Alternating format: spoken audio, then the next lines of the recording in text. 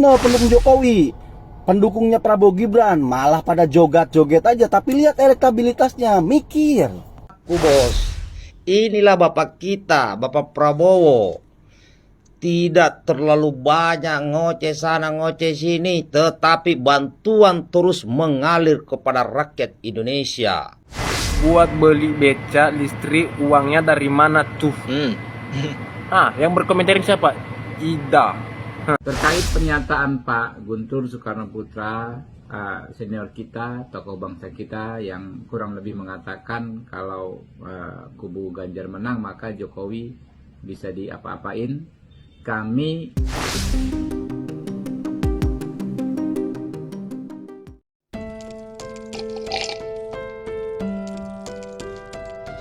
Assalamualaikum warahmatullahi wabarakatuh. Salam sejahtera bagi kita semua. Om Swastiastu, Namo Buddhaya, salam kebajikan.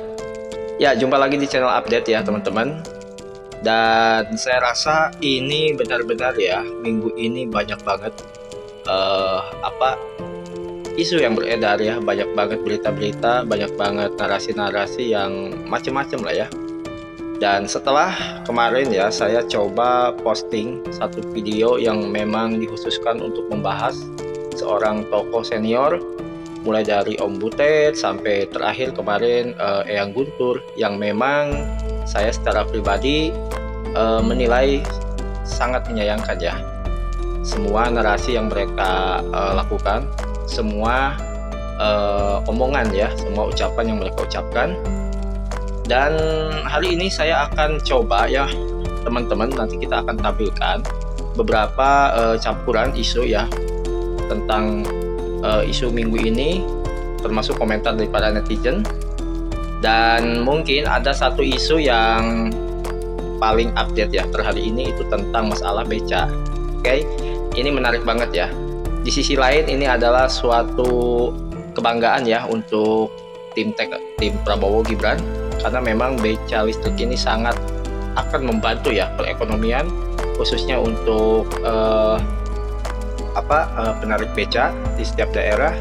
Dan ini juga merupakan suatu terobosan baru, di mana beca listrik ini adalah hal yang pertama dilakukan oleh Pak Prabowo, dan itu suatu kebanggaan buat timnya Prabowo.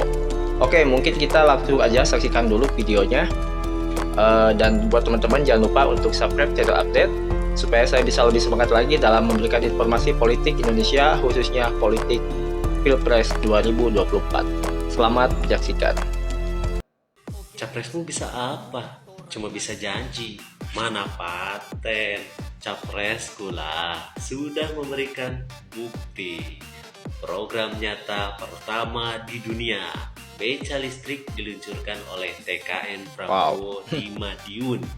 Dan Presiden Beca Listrik Indonesia Nani SD yang menyatakan sudah memproduksi 800 unit beca listrik dibagikan di 7 kabupaten di Jawa Timur sebanyak 200 buah.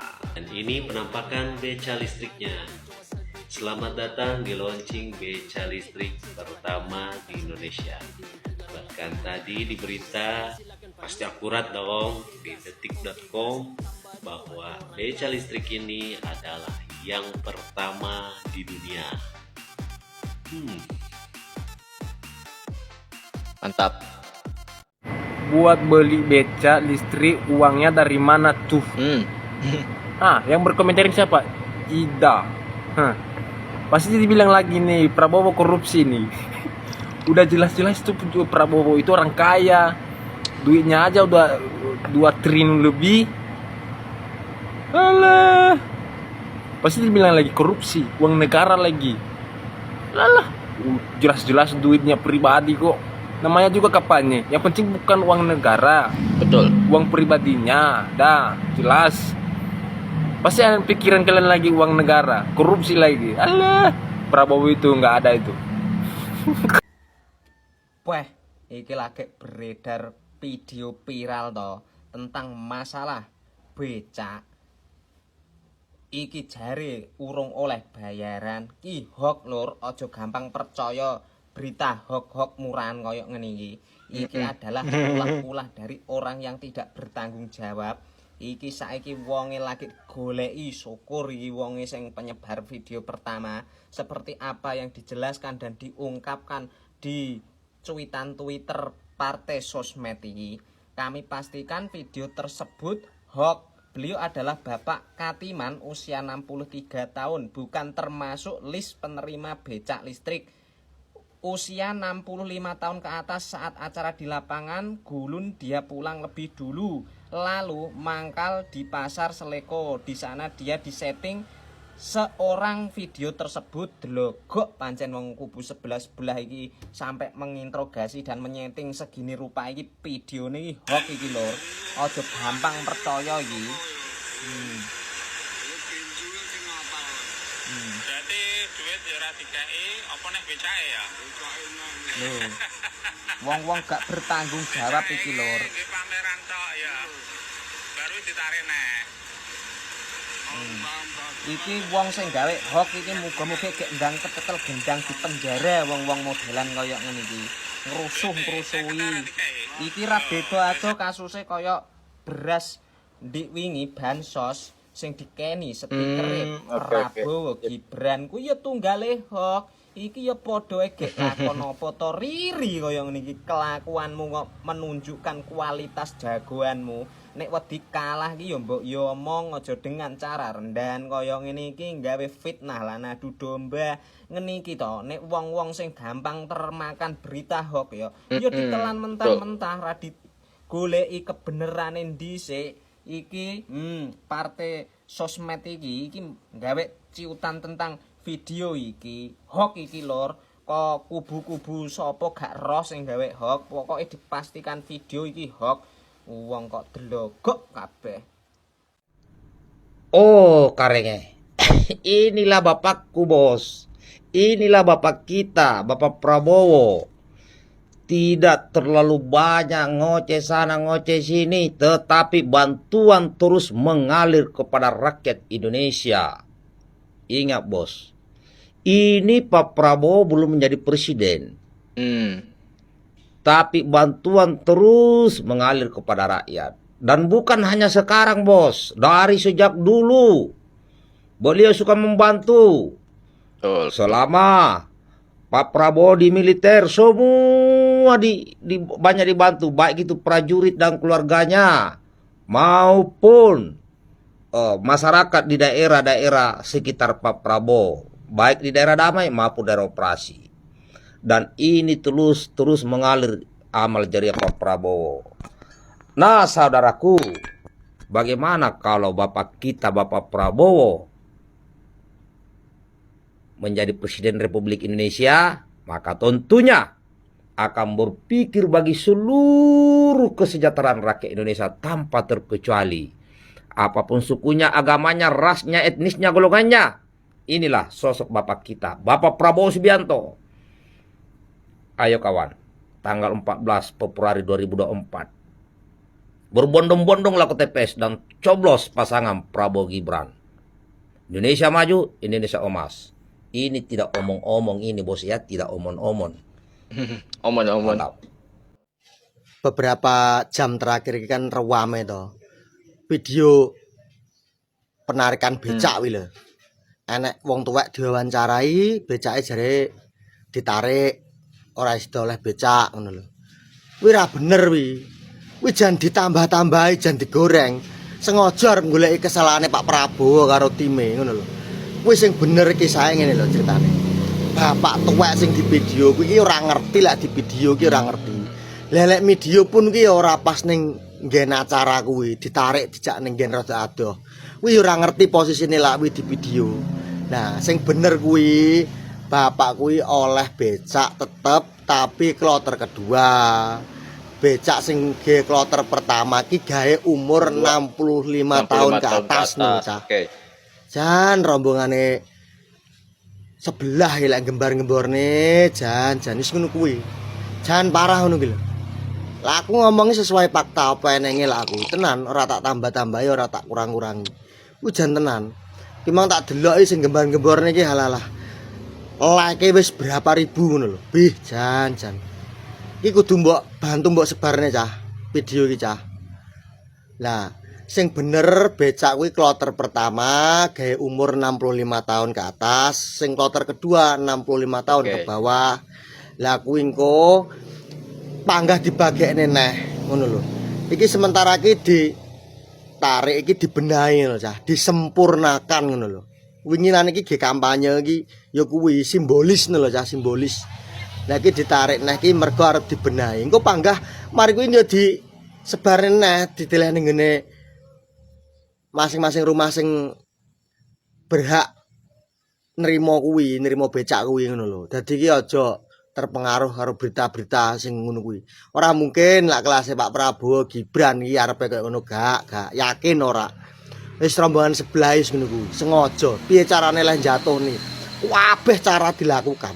Jan kabeh cara wis ngono kuwi. Wis ngono kuwi kualitase. Pokoke sing penting intine share video wis tak posting ulang wis ya. Wis tak posting ulang videone mang kuwi pernyataane bapak tua kuwi ora ngerti wong kuwi memang lak di video iki gak ngerti ngono lho. Gak wit ning ora ning lokasi kono ditarik dijak ning nggen adoh. Jan parah tenan. Jan nemen tenan nemen. Miris aku mesakne ya janan. Yo. Salam seduluran rombongan Prabowo Gibran. Jaga kekompakan, rapatkan barisan Prabowo Gibran satu putaran. Selamat siang. Jadi ada narasi yang mengatakan bahwa becak listrik ini diangkut kembali.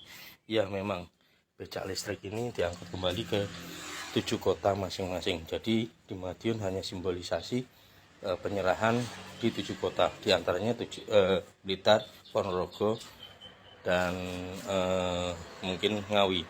Masa iya sih abang becaknya gue sendiri dari Madiun ke Ngawi, ke Blitar. Kan mungkin, makanya Diangkut diangkut kembali dan didistribusikan ke 7 kota yang kebagian.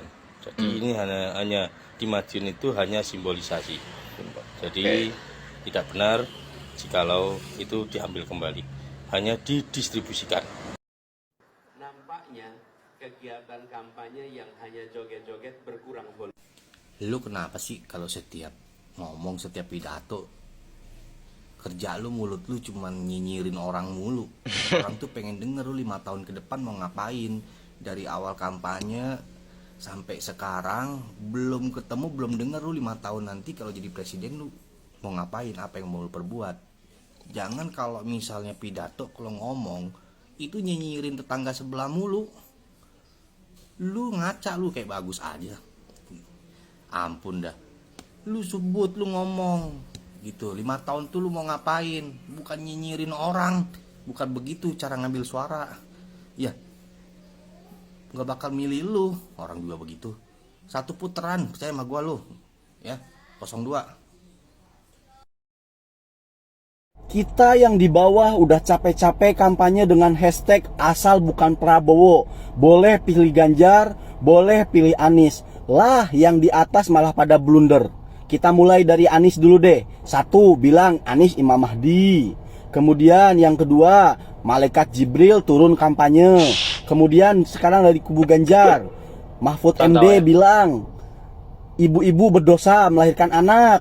Kemudian yang kedua, Guntur Soekarno Putri bilang kalau kita menang Jokowi bisa kita apa-apain. Terus Butet juga ngomong, asu ngomong bodus kepada Jokowi.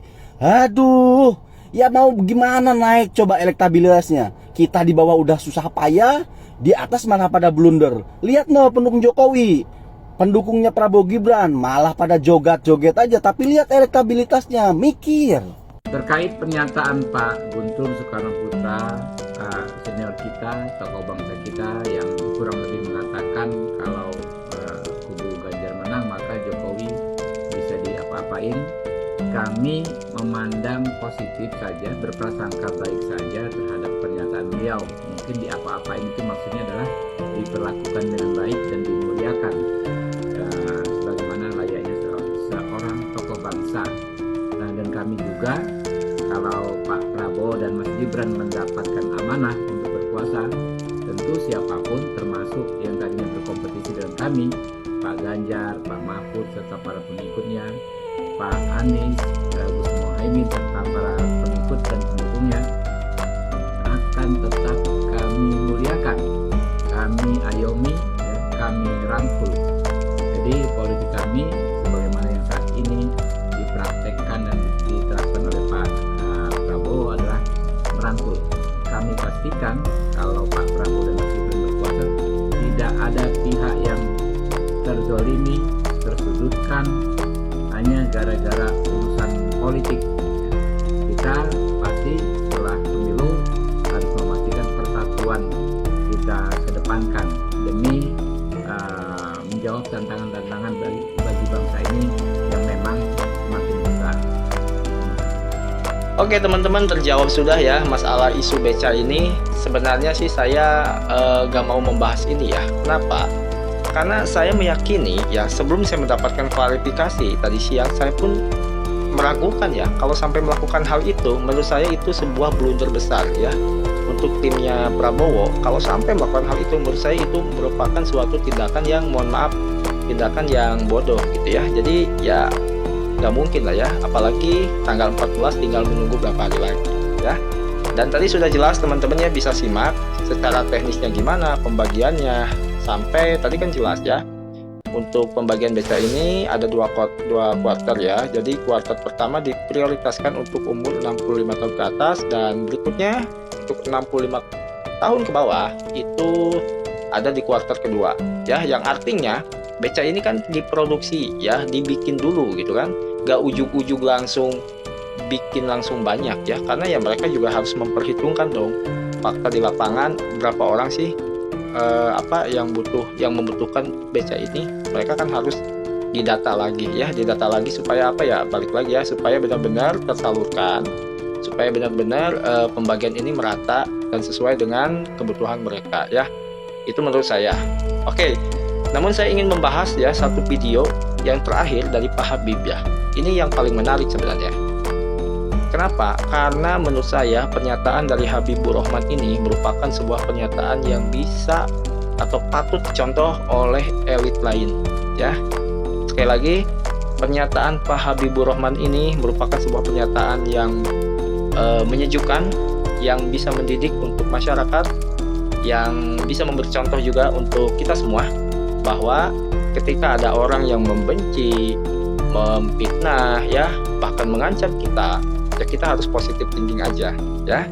Karena dengan positive thinking, karena dengan berpikir positif, maka alam pun akan ini ya, akan lebih apa ya, istilahnya kalau hukum alam itu ya akan lebih memihak kepada orang-orang yang selalu berpikir positif ya.